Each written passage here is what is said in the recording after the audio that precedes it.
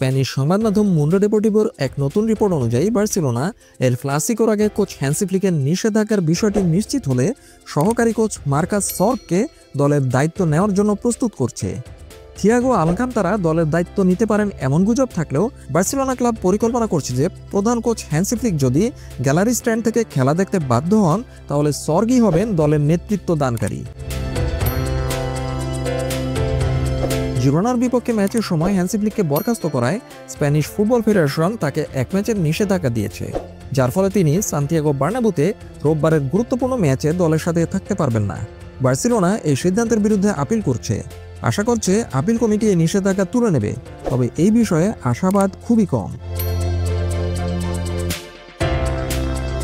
জানা গেছে ফ্লিকের হাততালি যে অসন্তোষের প্রকাশ ছিল না, বরং তার খেলোয়াড়দের একজনের প্রতি একটি অঙ্গভঙ্গি ছিল তা প্রমাণ করার জন্য বার্সেলোনা ভিডিও প্রমাণ দিতে হিমশিম খাচ্ছে। এই গুরুত্বপূর্ণ প্রমাণ ছাড়া শাস্তিমূলক রায় বাতিল হওয়ার সম্ভাবনা কম। যদি আপিল ব্যর্থ হয় তাহলে জার্মান কোচ বার্নাব্যুর বক্সের এক কোণে বসে থাকবেন এবং তার কর্মীদের সাথে পরোক্ষভাবে যোগাযোগ করবেন, আর সর্গ ম্যাচের দিনে সব দায়িত্ব পালন করবেন।